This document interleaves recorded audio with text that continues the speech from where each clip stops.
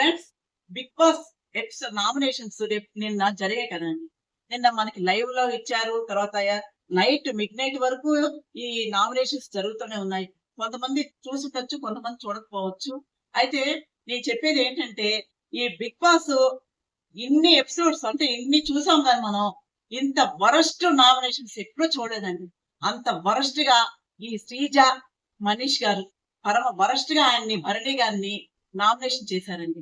అసలు నామినేషన్ అంటే మంచి పాయింట్ల తోటి నామినేషన్ చేయాలి.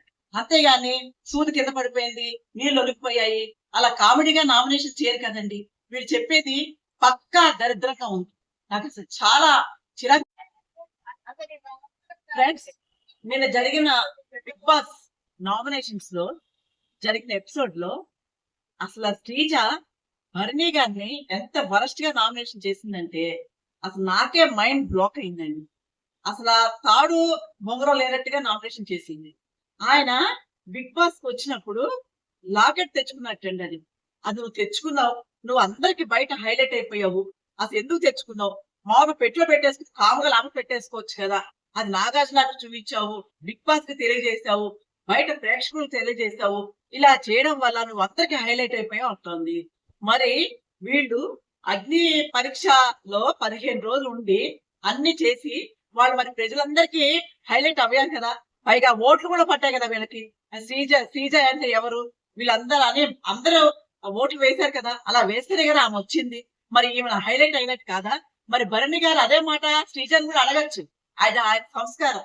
పాపం ఈవిడ ఎంతసేపు వాదించినా సరే భరణి గారు కాబట్టి చాలా ఓర్పుగా ఆమె అడిగిన అన్నిటికీ పాపం సమాధానం చెప్పుకుంటూనే వచ్చాడండి. నిజంగా ఆయన చాలా గ్రేట్ భరణి గారు.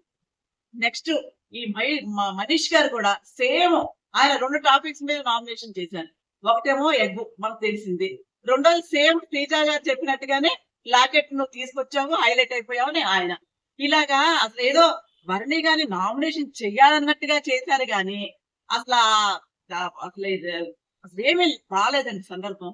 ఎందుకంటే మనం ఒక మనిషిని నామినేషన్ చేశాము అంటే కరెక్ట్ పాయింట్స్ తోటి నామినేషన్ చేయాలి. అలాంటి వీళ్ళకి అసలు ఏం చేయాలో తెలియక పిచ్చి పిచ్చిగా ఆ టాపిక్స్ తీసుకొచ్చి ఆయన నామినేషన్ లో పడేశారు. పిచ్చి పిచ్చి టాపిక్స్ తోటి ఆయన నామినేషన్ చేశారనుకోండి, వీళ్ళు పిక్చర్లు అవుతారు, భరణి గారు హైలైట్ అవుతారు. వీళ్ళే భరణి గారిని హైలైట్ చేస్తున్నారు. ఆయన పాపం ఏమి చెప్పట్లేదు, నార్మల్ గానే పాపం అన్నిటికీ ఓర్పుగా మాట్లాడుతున్నారు. అలా అనుకుంటారండి.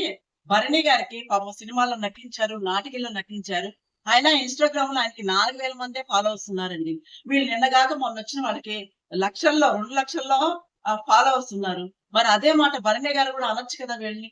మీరు కూడా సెలబ్రిటీస్ అయిపోయారు కదా మీరు కూడా.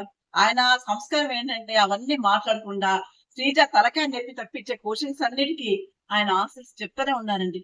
నిజంగా నా మైండ్ అయితే బ్లాక్ అయిపోయింది. తనుజ గారు చక్కగా నికాసిన మనిషి అండి. ఆవిడ ఉన్నది ఉన్నట్టుగా చెప్తారు కానీ ఏది కల్పించి చెప్పరు ఆవిడ. అంత మనకి ఇప్పటివరకు చూసిన ఎపిసోడ్ లో ఆవిడ బిహేవియర్ మనకు అర్థమైపోయింది. ఈ హరిత హరీష్ గారు ఏంటంటే అందరి దగ్గర సిబ్బంది కొట్టేయాలని చెప్పేసి ప్రేక్షకుల దగ్గర ఆయన ఏంటంటే ఎవరైనా ఎంత మంది తినమని అడిగినా సరే నన్ను ఎవరు తినమనట్లేదు. తనుజ గారు తినమన్నారు, కళ్యాణ్ తినమన్నారు, రాము తినమంటున్నాడు. సీద వచ్చి తీసుకొచ్చి పళ్ళలో పెడుతోంది. నాకు వద్దు అంటున్నారు. మరి ఏం చేయాలి ఆయనకి ఏంటంటే ఆయనే గొప్పవాడు, మిగతా వాళ్ళందరూ బ్యాడ్ చేయడానికి మిగతా వాళ్ళందరినీ అలాగా పోట్రే చేయడం తప్పు కదండి, చాలా తప్పు కదా. ఫ్రెండ్స్, నెక్స్ట్ మనం హరీష్ గారి గురించి మాట్లాడుకుందాం. ఆయన ఏంటంటే తనుజ గారు వంట చేస్తున్నారు కదండి. వంట చేసేటప్పుడు ఆవిడ ఫ్రైడ్ రైస్ చేస్తుంటే వచ్చిన తర్వాత ఆకలేస్తుందని అడిగట్టండి. అడిగితే పాపం ఈ జాలిపడి అయ్యో ఆకలేస్తుందా, ఇప్పుడే ఫ్రైడ్ రైస్ చేయడం అయ్యింది, వేడివేడిగా ఉందండి, మీరు ఆకలి ఆపుకోకండి, వేడి తెచ్చుకోండి, చక్కగా వేసి ఇస్తాను, శుభ్రంగా తినండి అంది. అంటే ఈయన అన్నారంట అందరూ తిన్నారా అని అడిగాట. లేదండి అవి ఎవరు తినలేదు, కానీ ఎవరికి ఆకలేసి వాళ్ళు వచ్చి పెట్టుకుని తినేస్తున్నారు, మీరు తినండి మీకు ఆకలేస్తాం కదా అంటే. అంటే ఏంటి, అందరూ తినడం నాకు కావాలి, నేను ఒక్కనే తిన్నాం, నాకు అలా చెప్పకండి అని చెప్పేసి ఆవిడ మీద లేనిపోయినవన్నీ తీసుకొచ్చి ఉత్తు పుణ్యాన పాపం తినండి అన్నందుకు గాను తినడం అంత పాపం ఏంటంటే పుణ్యం వెళ్తే పాపం ఎదురవుతుందంటారు చూడండి. అలాగే పాపం తనూజ గారు అనుమానంగా పాపం అయ్యయ్యో! ఆయనకి ఆకలేస్తుంది కదా!